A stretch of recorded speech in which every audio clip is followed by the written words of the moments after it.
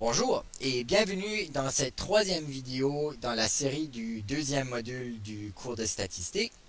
Aujourd'hui, ce qu'on va voir, donc la dernière fois plutôt, on a vu comment faire des tableaux de distribution. Aujourd'hui, on va voir d'autres types de tableaux de distribution qui sont un peu plus visuels. Donc avant même de faire des graphiques avec, le tableau à lui tout seul ressemble déjà à un graphique. Le premier qu'on va voir, c'est le tableau de distribution par arborescence. Donc celui-là, il s'appelle arborescence parce qu'il ressemble à un arbre. Donc, ceci, ce que ça va faire, c'est que ça va donner une forme visuelle à nos données qui ressemble à ceci. Et déjà, on peut voir, il semble avoir plus de données dans les 9, excusez, dans les 11, 12 et 13 qu'il y a dans les 9, 10 et 14. Donc déjà, ça nous donne un aspect visuel des données. Comment ça fonctionne? Donc, ce qu'on fait, c'est qu'on prend les données, puis ici, c'est les mêmes données qu'on avait la dernière fois sur le QI. OK? Donc, les données de QI ici qui vont de 91 jusqu'à 146. On les représente dans ce tableau ici. Comment ça fonctionne? C'est qu'on commence par regrouper les données par dizaines. OK? So, toutes les 90 sont ici. Toutes les 100 coques sont ici. Les 110 coques sont ici. Les 112, les 120 coques, les 130 coques et les 114 coques. OK? Donc, comment ça fonctionne? Bon, ben si je vais voir dans mes données, j'avais une donnée qui était 91. J'avais une donnée qui était 94, une donnée qui était 97, une 98 et une 99. Donc ça, c'est mes 5 données qui étaient dedans les 90. J'avais aussi 5 données dedans les 100. Une 103, 105, 107, 108 et 109. Donc je les ai mis là. Fait qu'on voit que j'ai 5 données ici, 5 données là. Dans les 100 dizaines, j'avais plus de données. J'en avais 8 en tout.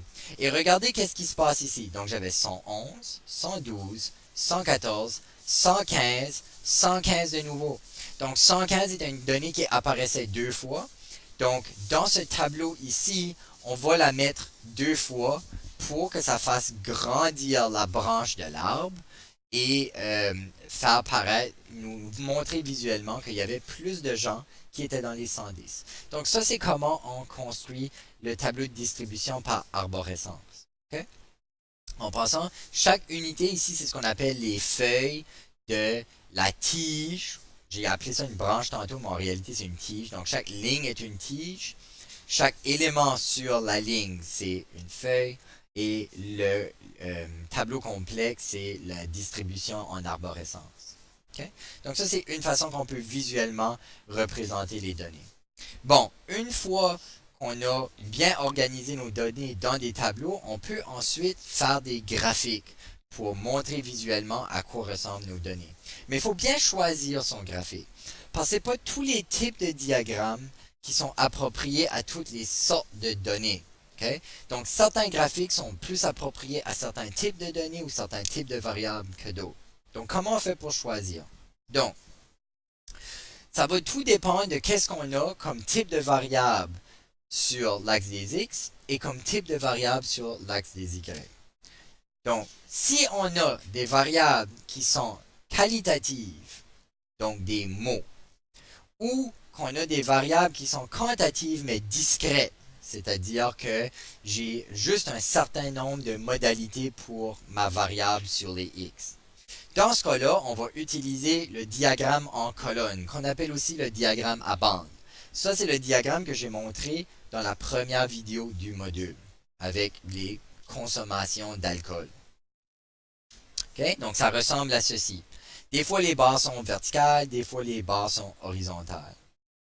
On peut aussi, au lieu, utiliser le diagramme en secteur, qui ressemble à ceci.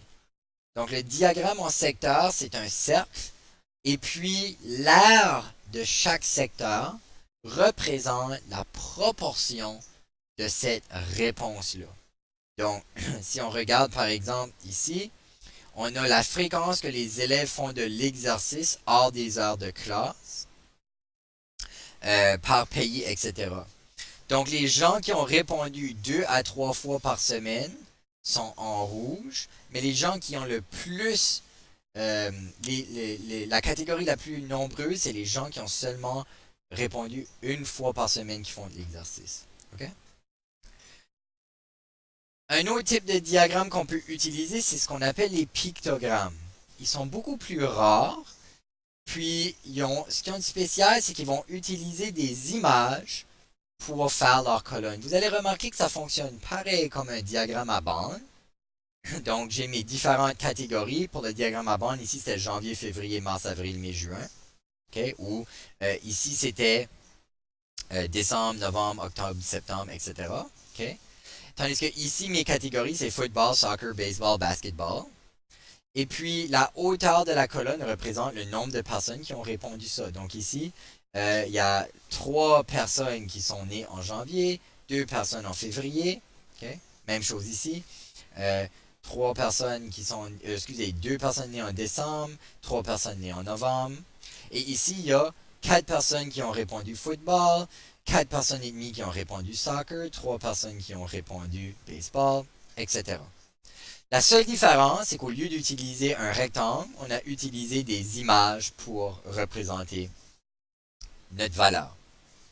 Donc, quelle pourrait bien être l'utilité de ça? Ben, c'est ça ajoute un petit peu de visuel. On n'a pas besoin d'être capable de lire football pour savoir que ça, c'est la réponse pour football.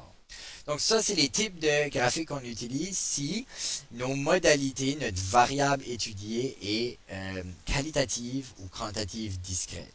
Si on a des variables qui sont plutôt quantitatives continues sur l'axe des X, alors là, on va utiliser un histogramme qui ressemble à ceci.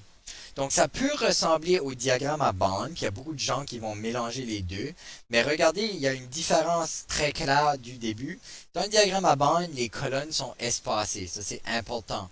Ça veut dire qu'entre janvier et février, l'espace blanc qui est là, elle veut rien dire. Il n'y a pas un janvier et demi. Mais ici, ma variable est continue. Donc, pour aller de 0 à 1, dans le milieu, il y a quelque chose d'important qui se passe. À 0.5, il y a des gens qui auraient pu vouloir répondre 0.5. Donc, c'est pour ça que nos bandes sont collées ensemble.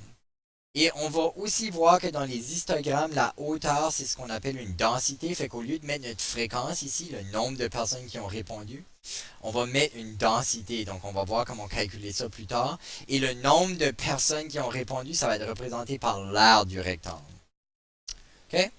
Donc, on va voir plus en détail comment chacun des graphiques fonctionne dans la prochaine vidéo. Mais pour l'instant, on va s'arrêter là. Merci d'avoir écouté et à la prochaine.